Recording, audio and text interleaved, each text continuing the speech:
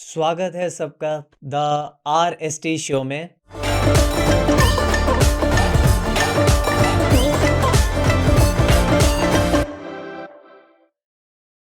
आपके बारे में जैसे बोला आता है कि पॉलिटिकल करियर भी आपका कहीं ना कहीं एक रहा है।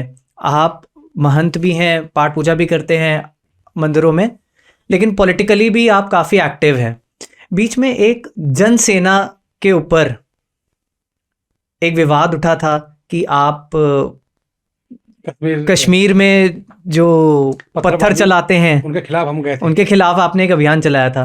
एक भारतीय जनसेना नाम का संगठन चलता है हमारे यहाँ, उसमें हजारों युवाओं को हम ट्रेनिंग दिए और ये उसका लक्ष्य था कि जो कश्मीर में राष्ट्रद्रोही पत्थरबाज हैं उनके विरुद्ध भारतीय सेना के हाथ बंधे हो सकते हैं, कानून और संविधान से उनके हाथ बंधे हो सकते हैं कि प्रतिकार नहीं कर सकते, गोली बिना ऑर्डर के नहीं चला सकते।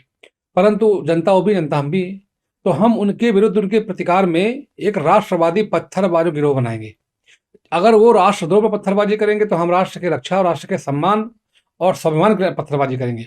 तो लगभग 10,000 युवाओं की फौज के साथ भारतीय जनसेना नाम का संगठन हम लोगों ने कानपुर से कूच की। उसमें दिल्ली LIB, दिल्ली गृह मंत्रालय या जम्मू कश्मीर का चीफ पुलिस का, यूपी का चीफ पुलिस का लगातार संपर्क में, लगातार रोकने का प्रयास, और फिर भारत सरकार के संजीव बालन गृह मंत्री जो मंत्री थे उस समय, उनके आग्रह पे उसको हम लोगों ने कन्नौज में यात्रा को स्थगित किया। उन्होंने हमसे आश्वासन किया कि ये आइंदा प्रयास हो रहा है पूरा कि कश्मीर में पत्थरबाजी बिल्कुल सुनने और देखने को नहीं मिलेगी इसके प्रति, और हमारे प्रमुख लोगों को माननीय प्रधानमंत्री जी से मिलने का समय 15 दिन के अंदर दिलाएंगे वो।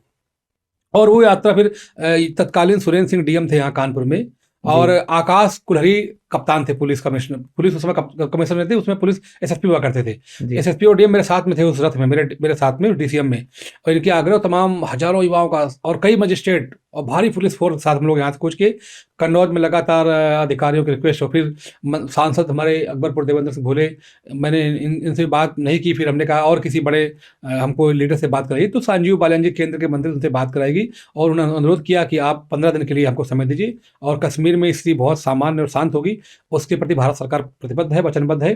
तो हम लोगों ने उसको यात्रा को फिर कन्नौज में स्थगित किया, और वो संगठन आज भी है। आज भी हम युवाओं को राष्ट्र में उनकी भूमिका के लिए प्रेरित करते रहते हैं। तो जब कभी ऐसी आवश्यकता भारत मां न करे कभी आए, यदि कभी आएगी तो हम लोग आज भी उसके लिए खड़े हैं, और उन चीज़ों का सामना करने के लिए, उनका प्रतिकार करने के लिए, उनका द्रोह करने के लिए, और राष्ट्र के लिए जो भी कुछ बन पड़ेगा वो, जैसे आप सिख जो संप्रदाय है उसमें राष्ट्र के लिए सब कुछ समर्पित करने की उदात्त भावना रहती है, तो वही भाव हम लोग अंदर कि राष्ट्र और भारत माँ और माँ भारती की रक्षा सुरक्षा स्वाभिमान के लिए कुछ भी करना पड़े उसके लिए करेंगे। तो युवाओं को प्रेरित करते रहते हैं।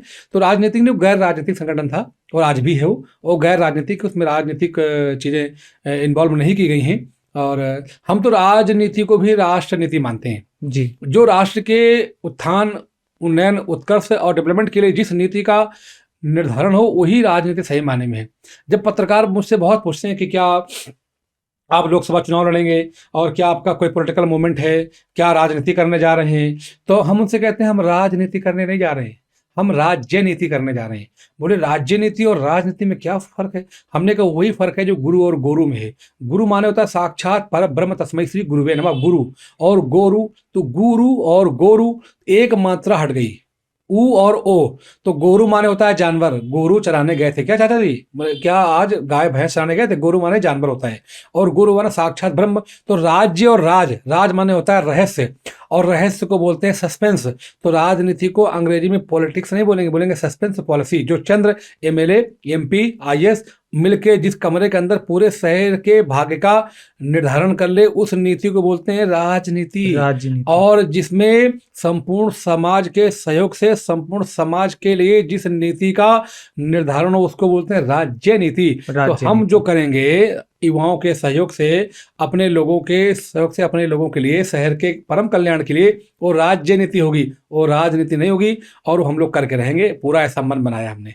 मेरा सवाल बीच में मैं टोकना ही चाहता था, बट बीच में मैं ये आगे ही पूछना चाहता था कि इंटरव्यू में मैंने ये भी पढ़ा था कि लोगों ने आपसे, इंटरव्यू ने पूछा भी था कि आप मंदिर के बहुत बड़े महंत हैं, पुजारी हैं, और आप इतने विद्वान हैं, बट आपको क्या ज़रूरत पड़ गई जनसेना बनाने की? तो आपने उसके बारे में ऑलरेडी आंसर दे ही दिया है। तो राजनीति के बजाय आप राज्य नीति पे ज़्यादा फोकस कर रहे हैं। कमेंट सेक्शन में please give us a feedback कि आपको एपिसोड कैसा लगा. So signing off on the RST show.